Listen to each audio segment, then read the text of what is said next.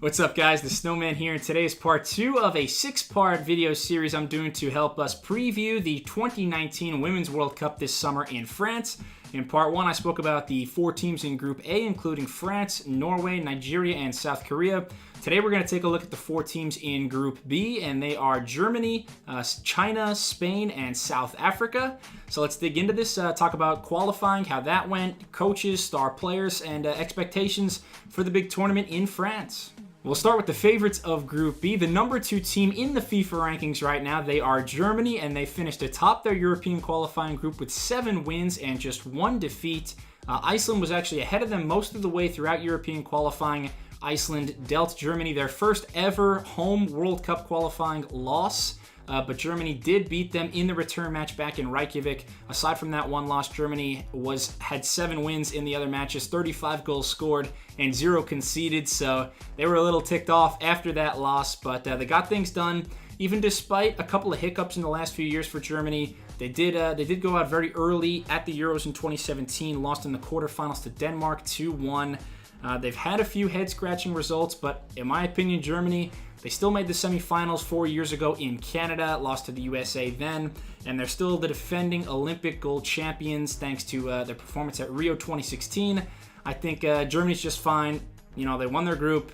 They're here for a reason. Let's talk about the head coach for Germany now, Martina Voss-Tecklenburg, a 51-year-old former midfielder. Germany has had some problems in the last couple of years filling the void left by their legendary head coach Sylvia Neid. They've gone through a pair of managers in the last couple of years before finally settling on Voss-Tecklenburg upon the completion of World Cup qualifiers. So she hasn't been with the team long, but I like the fit. She won basically everything as a player, 4 European titles, 6 Bundesliga crowns, had some highs and lows though as well. She's highly motivated though. When she accepted this Germany head coach position, she said, "It's like the cherry on top of my career. I want to win titles. I still haven't been a World Cup winner."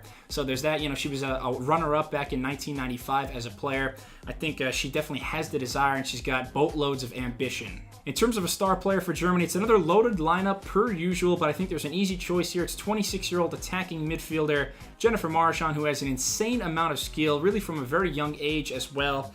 She has showed out on the youth levels. 14 years old and 7 months, she became the youngest player to ever play in a Bundesliga game, and then broke another record. She was the youngest player ever to score in a Bundesliga match at just 15 years of age. She has dominated for Germany on the U17, on the U20 squads. Has had some injury problems though throughout her career. Wasn't fit enough to play back in the World Cup semifinals in 2015. That loss to the USA. She didn't start, that is, only played a few minutes then in garbage time. But when healthy, she can score. She can set the table for others. A fantastic dribbler. Great vision. Just an extremely fun player to watch. My expectations for Germany, they got to win the World Cup. Anything less would be a major disappointment. You look at maybe the USA, France, because they got the home field advantage, and then it's Germany. They are really the odds makers' third favorite to win this competition. And no matter how you dice it, they're one of the favorites. And if they win this group, they wouldn't have to face another group winner until the semifinals. So the draw has actually shaken up really nice for them. I think it's all prime on the table for the 2-time World Cup champs to have another deep run. Looking at the second team now in Group B, they are Spain, and they breezed through European qualification. We're actually the second team to book their ticket to France 2019 after the hosts themselves, who got an automatic entry, and Spain had no trouble in European qualifying. 8 wins, 0 losses. They were even better than Germany in their European group. They scored 25 goals, just 2 against throughout qualifying. Had 2 very impressive wins over Austria, a team that beat them in the European Championships quarterfinals just the year earlier. So it was a great year for the senior team, but their youth squad has also shown out as well. In 2018, Spain won the U17 World Cup. They also made the final of the U20 World Cup, losing to Japan there. So that's a big deal. Spain is starting to invest more in women's soccer, and the talent pool is growing. I don't know if they're there yet. There's still certainly leaps and bounds behind the men's team, but they're definitely on the come up. And most of this Spain team, they're from Barcelona. They're players who play on Atletico Madrid, so there's a lot of continuity. Most of their players play with each other in the Spanish league, and I like all that, the chemistry and the continuity. The head man for Spain, Jorge Vilda, he's very young, 37 years of age. Not really much history for him. He was appointed the head coach after the World Cup in 2015, coached in the Spanish youth ranks before then, but not much experience on the senior level. I think there's a lot of unknown with him, but certainly hard to not be optimistic with Vilda's record thus far. In 2017, led Spain to an Algarve Cup title, and as I said before, got to the final 8 at Euro 2017, and then this recent qualifying campaign for the World Cup, I think is a good match to grow with this Spanish Women's Football Federation. Picking a star player for Spain, a little bit challenging because they have no more Vera Boquete. It's a very balanced squad, but if I had to pick a star, I would go with their 27-year-old center back, Irene Paredes, who one of the best defenders in the world. She plays for PSG in France right now, and she is a strong player, a gifted leader, one who organizes Spain from the back. They're not a very dazzling team, but extremely fundamentally sound. And what I like about Spain is most of their defenders can get up the pitch and join in the attacks. It's very reminiscent for me of what the USA do with Kelly O'Hara and Crystal Dunn on the flanks. Paredes, she had 4 goals in World Cup qualifying. Their captain at right back, Marta Torrejon, she does a great job getting up the field as well. So it's a very interchangeable lineup. It's that total football kind of style of play where players are constantly rotating and filling in each other where the gaps are. So, Paredes, she's at the head of that. My expectations, I have to say I was very impressed watching Spain on January 22nd. Their 1-0 defeat to the United States women's national team in Alicante. Spain looked great for most of that match despite the loss. They had 57% possession in the first half against the U.S. That was the second lowest total for the Stars and Stripes since the start of 2016.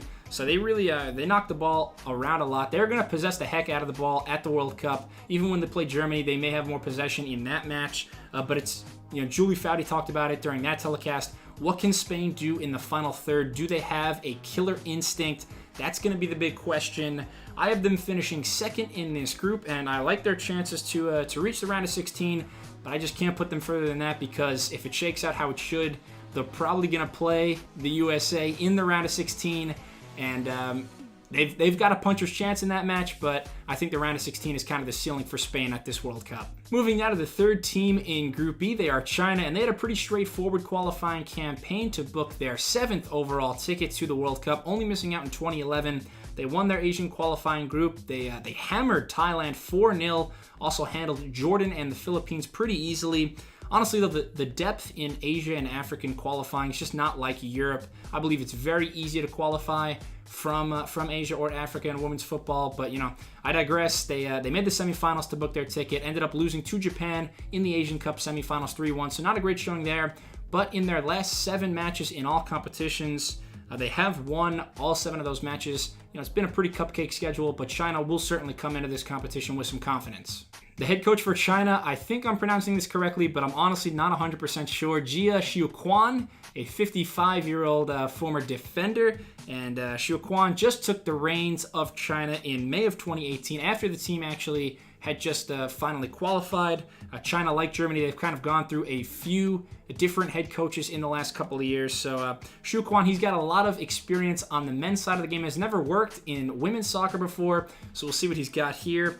Definitely he's got a rich tradition to uphold, though. China, if you don't know, they're one of the pioneers of the women's game, making the World Cup final back in 1999. China will rely this summer on their star Li Ying, their number 10, their mainstay in the squad now for a handful of years. She is their striker in the front. So Ying, she helped China reach the quarterfinals of the World Cup back in 2015, where they bowed out to the USA. China's, they've had good form, though, at the major tournaments recently. She's a good player. 24 goals for Ying in 92 overall national team appearances. And she was also a star in Asian qualifying, 7 goals in 5 matches to help China reach France. My expectations for China, fun fact, they've actually met Germany 30 times throughout their history. They've won 8 of those matches, drawn in 6 of the others, so not a bad record against traditionally maybe the second best team in women's football history.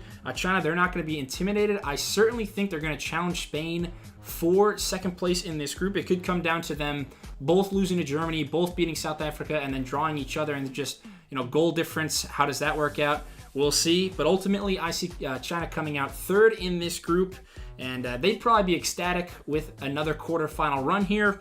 but I think it's more than likely that they bid France goodbye in the round of 16. Let's talk about the final team now in Group B. They are South Africa, who will be making their World Cup debuts in 2019. One of 4 teams, along with Chile, Jamaica, and Scotland, to be making their first World Cup in 2019. They were excited about it. It's hard not to like how they've looked recently.